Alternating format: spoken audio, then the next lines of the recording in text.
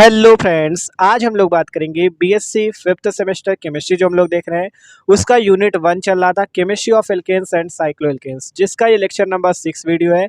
आज इस पे हम बात करने वाले हैं general method of preparation of alkene, मतलब कि आप कैसे सामान्य विधि, जनरल मेथड मतलब सामान्य विधियों द्वारा एल्केनों का निर्माण कर सकते हो। और वो सामान्य विधि कौन सी देखेंगे? कोलबेज इलेक्ट्रोलिटिक मेथड। ठीक है, कोलबे की जो विधि है इलेक्ट्रोलिटिक वाली, मतलब विद्युत अपघटन की, उसके द्वारा हम लोग क्या बनाने वाले हैं? एल्केन्स को बनाने वाले हैं। क्या बनाने वाले हैं? एल्केन्स को बनाने वाले हैं।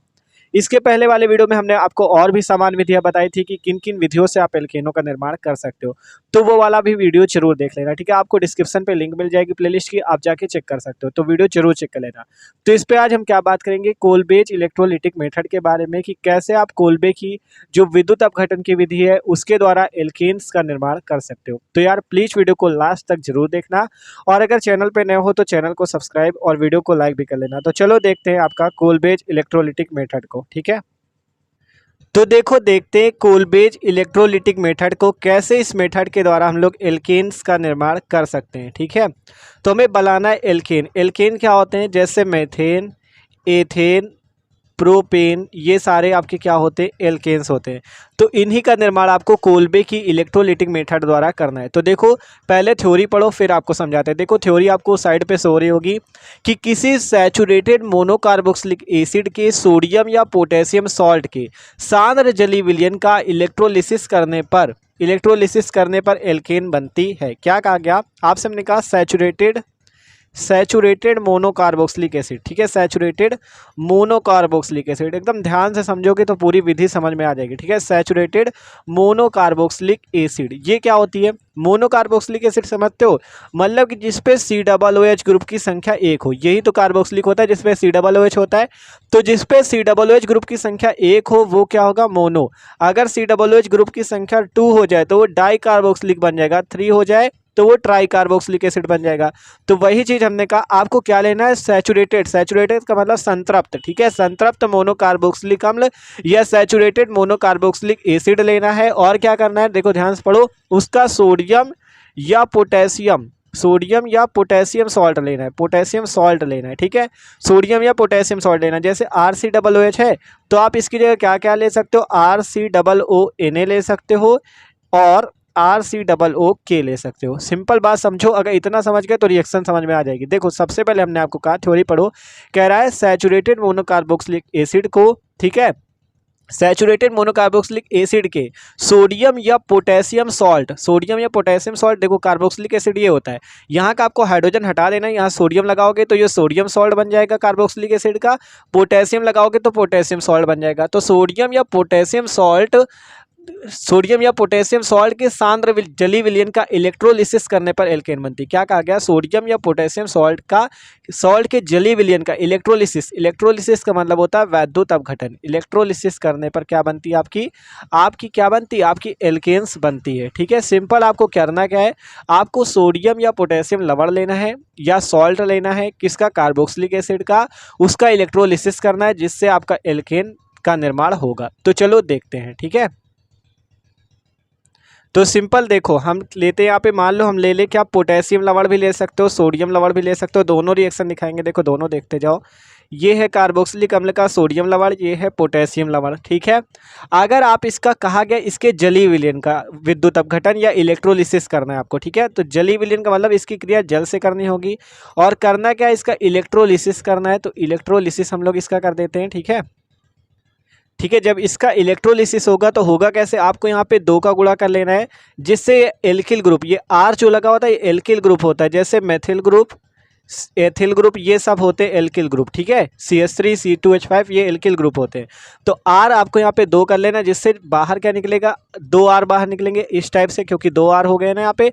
और क्या बाहर निकलेगा? देखो CO2 गैस निकलेगी, और क्या बाहर निकलेगा? और आपका ये पोटेशियम, यहाँ से O और H मिला के KOH निकलेगा, और आपका क्या निकलेगा? हाइड्रोजन गैस निकलेगी। आपको यहाँ पे भी 2 का गुणा कर लेना, ये रिएक्शन होगी सिंपल। ये जो R सिंगल बॉन्ड R बना है इसका नाम है ये एल्केन। अभी आपको एग्जाम्पल भी समझाएंगे, अभी समझते रहो।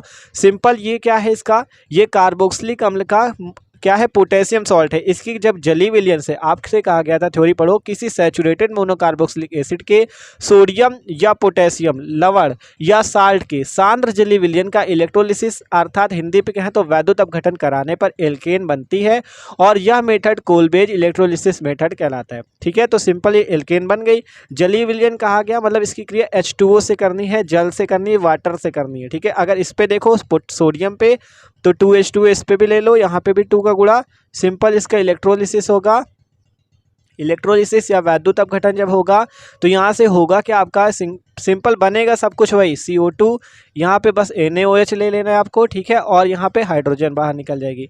और देखो एक चीज़ और समझ लो, यहाँ 2 का गुणा है ना, तो 2CO2 हो जाएगा, तो यहाँ पे भी 2 का कर लो, यहाँ पे भी 2 का कर लो। और देखो ये पोटेशियम पे भी तो 2 का गुणा है, तो यहाँ पे अब ये पूरी रिएक्शन बैलेंस है। ठीक है, आप देखो सिंपल यहाँ समझ सकते हो, ये पोटेशियम सॉल्ट है, ये जल है, इलेक्ट्रोलिसिस होगा, एल्केन बनेगी, 2 कार्बन डाइऑक्साइड के अणु, 2 KOH और H2। इसी प्रकार से इसको देखोगे तो 2RCOONA है, मतलब सोडियम सॉल्ट है, H2O से क्रिया इलेक्ट्रोलिसिस, तो आपका एल्केन बनेगी, 2CO2, 2NaOH और H2, इतना बाहर निकल जाएगा। ठीक है, सिंपल सी बात। आप देखो एग्जाम्पल से आपको बताते हैं। मान लो हम यहाँ पे R की जगह CH3 ग्रुप लगा दें। ठीक है, CH3 ग्रुप लगा दें तो क्या हो जाएगा, CH3COOK प्लस क्या हो जाएगा, H2O। फिर क्या होगा, इसका इलेक्ट्रोलिसिस होगा, इलेक्ट्रोलिसिस होगा। ठीक है, इलेक्ट्रोलिसिस जब होगा, यहाँ पे 2 का गुणा, यहाँ पे 2 का गुणा, जिससे होगा क्या, ये आपके 2 CH3 बाहर निकल जाएंगे ना। जैसे यहाँ था R सिंगल बॉन्ड R, वैसे ही यहाँ पे CH3 सिंगल बॉन्ड CH3, और यहाँ से ये CO2 और 2 का गुणा है तो 2CO2। ठीक है, 2CO2 आपका बाहर निकल जाएगा, 2CO2। और क्या क्या बाहर निकलेगा, देखो 2CO2 निकल गया, ये K और यहाँ से OH 2 KOH बाहर निकलेगा और हाइड्रोजन गैस बाहर निकल जाएगी। और ये क्या है, आपका एल्केन है एक प्रकार का जिसका नाम है एथेन। ये क्या है, एक प्रकार का एल्केन है जिसका नाम है एथेन। तो सिंपल रिएक्शन समझ सकते हो, वही रिएक्शन है, सिंपल यहाँ पे केवल CH3 लगाया और यहाँ पे CH3R की जगह कर दिया, पूरी रिएक्शन सेम है। अगर आप सोडियम सॉल्ट पे देखना चाहो तो सिंपल यहाँ पे आपको CH3COO Na ले लेना है, H2O लेना है और यहाँ पे इलेक्ट्रोलिसिस वही कर देना, यहाँ इलेक्ट्रोलिसिस लिख लेना, CH3 single bond CH3 plus 2CO2 और प्लस 2NaOH और प्लस H2, ये सिंपल सी रिएक्शन होगी। ठीक है, सिंपल समझ सकते हो। ठीक है, तो इस टाइप से आप किसी भी एल्केन का निर्माण कर सकते हो। तो इसका स्क्रीनशॉट लो, फिर और भी एग्जांपल बताते हैं।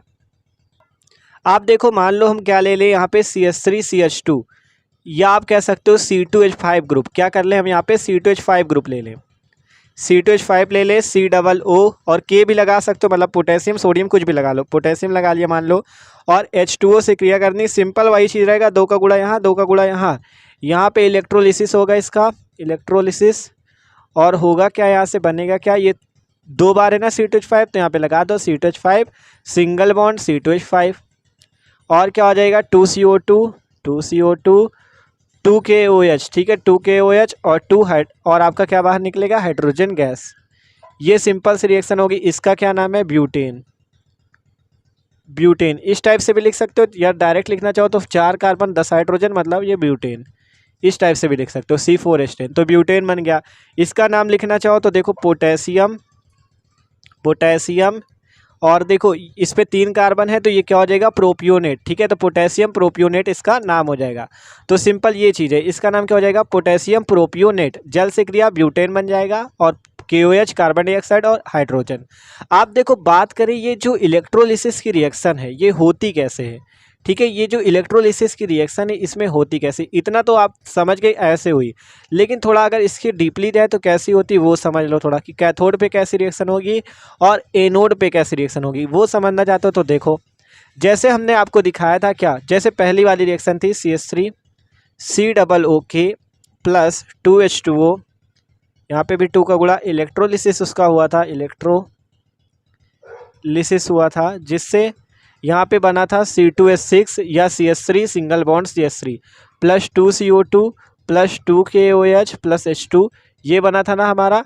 तो आप देखो, अगर यहाँ पे जो CH3COOK है, देखो इसे इस टाइप से लिख सकते हो CH3COOK।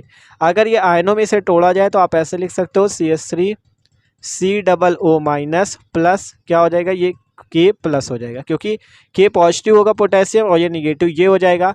और इसी टाइप से अगर H2O की बात करें तो H2O किन किन चीज़ों से मिलकर बना है, H2 आपका किन किन चीज़ों से मिलकर बना है, H प्लस से और प्लस का OH माइनस से, ठीक है, H प्लस से और OH माइनस से। आप बात करें एनोड पर कौन सी रिएक्शन होगी और कैथोड पर कौन सी रिएक्शन होगी, ठीक है। तो देखो यहाँ पे एनोड पे कौन सी रिएक्शन हो जाएगी, ये आपका CH3COO के था, CH3COO minus plus K plus.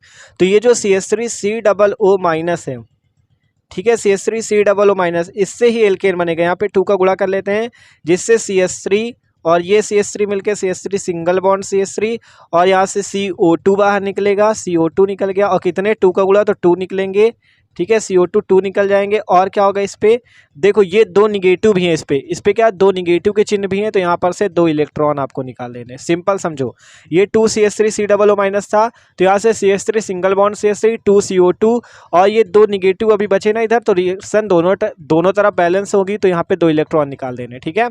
इसी प्रकार से अब जो आपका ये H plus plus OH minus बना है, ठीक है, H2O से क्या बना, H plus plus OH minus, तो इस H प्लस को आपको लेना है, कैथोड पर ये रिएक्शन होगी 2H प्लस लेना है, ठीक है, जिससे आपका बनेगा क्या, देखो 2H प्लस लेना है यहाँ से। आप देखो इलेक्ट्रोलिसिस में होता क्या है, जैसे आपका CH3COO माइनस ने CH3 single bond CH3 carbon dioxide और 2 इलेक्ट्रॉन निकाले, तो ये जो 2 इलेक्ट्रॉन निकाले गए कैथोड में जो हाइड्रोजन है ये इसे क्या कर लेगा, ग्रहण कर लेगा, तो ये इसे ग्रहण कर लेगा 2 इलेक्ट्रॉन को, जिससे 2H प्लस प्लस 2 इलेक्ट्रॉन मिलके क्या बना लेंगे, H2O बना लेंगे, ठीक है, सॉरी H2 बना लेंगे, 2H प्लस प्लस 2 इलेक्ट्रॉन मिलके क्या बना लेंगे, हाइड्रोजन बना लेंगे, हाइड्रोजन बना लेंगे।